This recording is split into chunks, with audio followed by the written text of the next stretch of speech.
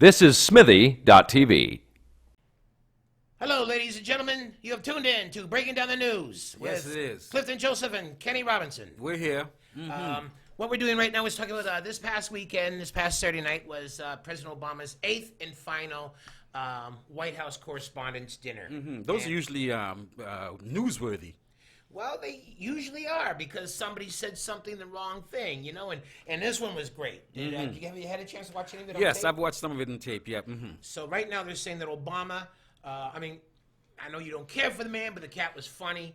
Like Well, he he's said got the speech writers, his speech writers, the timing. The dude has command But of right his away style. he said, it was about Hillary. I hope this is good enough so I can go make some speeches. And then he named everybody that Hillary's getting paid by. Yeah. So right away he's throwing mud within his own ranks. Oh, yeah, because that's one thing I like about that Correspondents' Dinner is that they seem to throw out the rule book. Yeah. That anything is on the table. So I'm not, if you don't come correct and outrageous by doing that gig, then you're not a real comedian. But Stephen Colbert, he caught flack. Some people said he was brilliant, and other people said he bombed a few years back when he did Bush. He was brilliant. But I think not to the Bushites. Well, hey. And, Who did the Bushites think of funny? And what was our boy, Imus got in trouble a few years back? Because Imus always been pushing that borderline. Did he do the Correspondents' Dinner? Oh, yes, and he said several things that... Okay. That, Whatever happened to him, though? I guess he's still on. Still on? He's still on, just not like he used to be. Yeah. You know, but what I found funny... but, I mean, Imus, of course, his fault line was on his regular show. He was referring to the girls' basketball team. As a picky-headed whatever? Nappy-headed hoes. And there's a comic named Dean Edwards who I was it was Just for Laughs in Montreal, and it was like one of the practice nights. I don't think he used this for his gala, and he killed me. He said, but you know what? There was some nappy-headed hoes, though. Just the way he said it, it was like no denying it. It's like I don't think people should. But actually, Imus was like the first cat to get fired. You know, when he first started wanting. Well, I guess him and maybe Jimmy the Greek. But now everybody they demand everybody get fired for everything they say that you're offended by, your feelings are Just hurt about, by. yeah. And some probably need to. Who knows? Well, no, nobody needs to get fired. If either everybody gets fired or nobody gets fired. It's like when they wanted the woman from Black Lives Matter to resign or be fired for what she tweeted. You know, like, well, first of all, she's in a higher position. Yeah. So everybody's trying to get everybody's, when did everybody have to lose their income because of something they said? Well, I'm a little bit skittish on that, Kenya, because I think some things, and it's hard the thing I shy away from just saying it publicly is that it's hard to define what it is in terms of everybody. You find out what it is, though, after you say it. after the cat is out of the bag. For damn sure. For damn sure. You know why that cat fought getting in that bag to begin with. But Larry Wilmore? Yeah. Yeah, I loved him on The Daily Show, and I was so glad when he actually got his own show. Well, this is the first chance I really had a chance to see him for any great period of time. I don't get comedy chance. And I don't have it either, which is really weird. That'd be like an athlete not getting TSN. But I have no new gigs from him, so there's no need to you know what I mean? So, and I subscribe to the History Channel, but I ain't making history out of it. But it's now okay. you're a historical figure, Ken. But it's all hillbillies catfishing now and all that stuff. So anyway, I thought Wilmore was great. But I felt that our styles may be somewhat similar in a little bit. But for every joke that flopped, I died with them. And there are many flops. I did a gig about 2 years ago for juvenile diabetes, and I was dropping out my TV stuff, my best stuff, and it was hitting with the floor with the same thunk that he had. So, well, I mean, when you do that kind of comedy, so two things in the way that, yes, you go out as far as you can, like his jokes about bombing. Oh, that was it. Well, I knew you would have loved that. Yeah. What was it? We said Curry. Is that the three-pointer boy? Yes. Yes, I see you hanging out with Stephen Curry. Is that his name? Is his, you Stephen, yeah, you're both bombing from out the safe zone. Yes. You know. And then he said, Obama said, one time you did this dinner, and when Trump was here, and you're all cold. You know, you was all cold faced, and you was killing Bin Laden. Who you killing now? And Obama's like, Yeah. So when you do those kind of jokes, you know they're gonna hit and miss. Because even though the president has a thick skin, it seems Obama has a thick skin. Well, have to be. He enjoys. I mean, you can see genuine enjoyment on his face and his demeanor at these dinners. So he's up for anything, and he's throwing it out too, right? Absolutely. Well, he definitely threw some grenades, So you have to have a thick skin as a comic, and I don't agree with the criticism of Larry. I think he was excellent, on point, and controversial as he should be. I would give him a 6 out of 10 for it as a comic. Some say that he'll never get another gig like that again. Well, how many times do you do a correspondent dinner? I mean, there's not much repeat traffic. It's like hosting the Academy Awards. It's how many times will it happen? But I was reading that he was hoping that he would become like the political comic after that, and that went bang. That isn't going to happen, and it was too bad. But like I said, I could sit there going, good line, and I hear that audience not laughing. And then he would try to backtrack a little bit, or mumble in between. And it was. Well, that's the hardest thing as a comic, Kenny. I guess when you're bumming regularly or in a row, you're trying. And you hope the next line saves you. Yes, and it doesn't. So you get deeper in the morass. Or as I always refer to the time when I was in Manchester, England. And it was a late show on the Friday night, and man, I just went down. And I started to feel like Mike Tyson when Buster Douglas fought him. I thought I was on the floor. I was looking for my mouth guard. It's like, how did I wind up in this position? And I think Larry Wilmore. Wilmore. Yeah. Wilmore. I gotta learn his name. So many Wilms, somebody's. But I mean, Don Lennon shot him the fingers. So I mean, he was taking shots at the press. And the media. Okay, see, I like that when he said didn't kill off the print media because that's already been done. Yeah, I said some of America's finest black writers are here. And so is Don Lemon. Yeah, a black journalist, and so is Don Lemon. Well, one thing about that, Kenny. So, okay, when that happens, right? You must be of two minds. One is that let me try a joke that I know will work. If you're doing hardcore material, let me do an all-time favorite. Or you get into that position where you say, fuck it. Well, sometimes I'm going down with this. Yeah. Sometimes you throw that all-time favorite, and it just clunks like the rest. Then it's I got my mojo working, but it just don't work on you. So that happens. And then, then when he had it wrapped up and he was almost out of there, and his manager's going, got the check. And his buddy saying, car is running. He had to give his last goodbye salute to Obama. And he said, the first black president in a country that didn't think blacks were qualified to be a quarterback and run a team, and you ran the free world. And Mr. President, you are my nigger. And and they got the biggest laugh of the night. The biggest laugh he got was when he said that. And then and even Obama then gave him the back, and then people said, well, this is not your barber shop. But I think to me, Obama being raised by his white grandparents, I think he wanted his whole life to be a barber shop. But what you got with Wilmore and Obama is you got two bougie brothers trying to act up barber shop in a room full of white people. So the irony, the irony. Was set up to crash on them bed, And I know many times when I defend Obama on Facebook, I always refer to as Obama is my nigger. So then when I see when I see the vultures come out for them, I'm going, man, that would have been me if I got the gig. It's like they always talk about Jesus on the cross and a mother too that was the thieves on each side of him.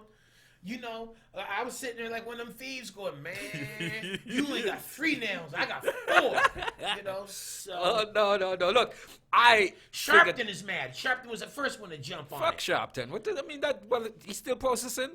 Man, no, That I don't hit? know. But he just drinks pomegranate juice every day now and doesn't eat. Yeah, I mean, he's been to the White House more than most elected black officials, right? The Congressional Black Caucus. He's been Obama's nigga. He's been to the White House more And time than a Forrest biatch. Whitaker character. So Well, it was inevitable that joke would come out, I would think. Yeah. If I had to do that, I would come out with that joke. would you? Because I know you refrain from using the N-word Yeah, I rephrased, but I mean, I will use it on certain occasion, and when drinking. that would have been that would have been one occasion that Yeah. I would have used it. Yeah, I thought it was ballsy to do it, and in fact, you could not have not done it, given how the rest of the night went.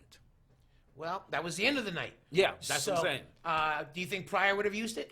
Oh, absolutely. He would. I think he might have opened up with it. Yeah. That nigga is crazy. Well, I mean, before he stopped using the Well, word. he didn't stop using it because he also said he stopped doing cocaine, and he didn't stop doing that either. Yeah, for sure. So for sure. when he stopped, I ain't even started it when he stopped. So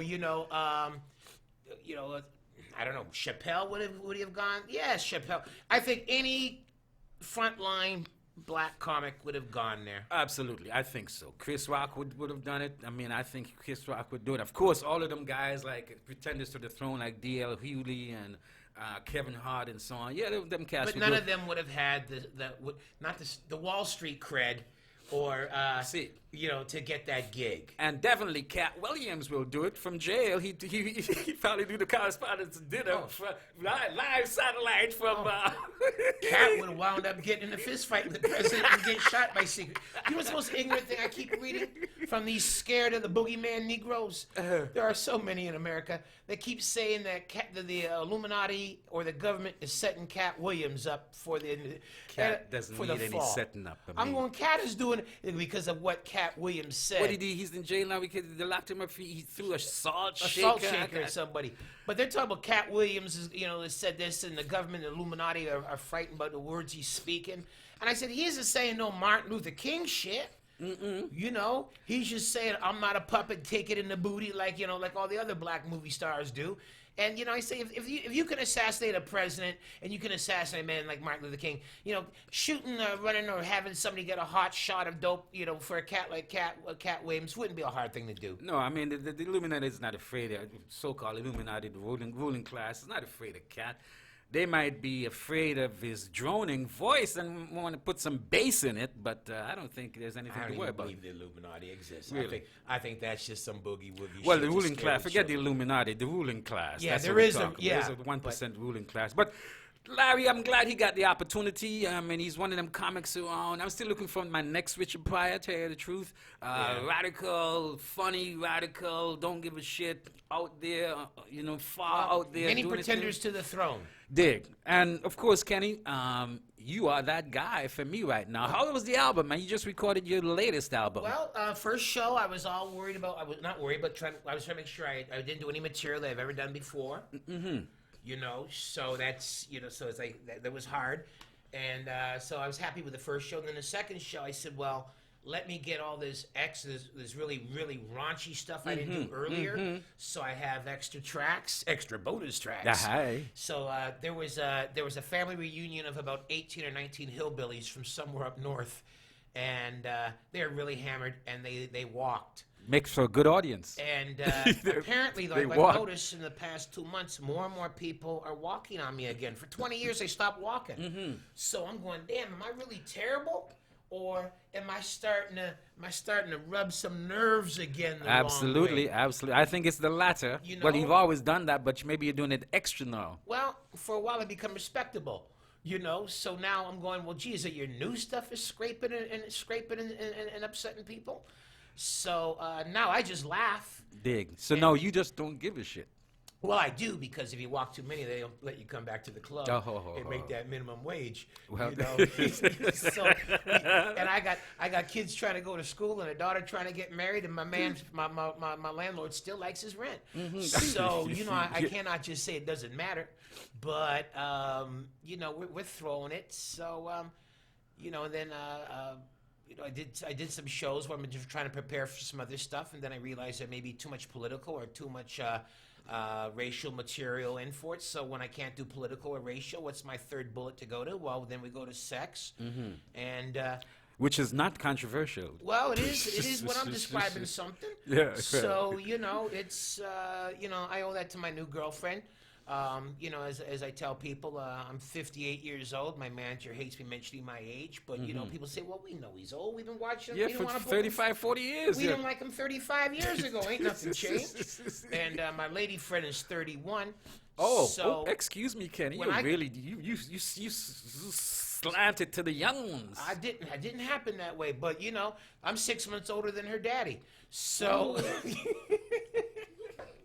so so I asked her if she had daddy issues, and she said no, but her daddy got daddy issues.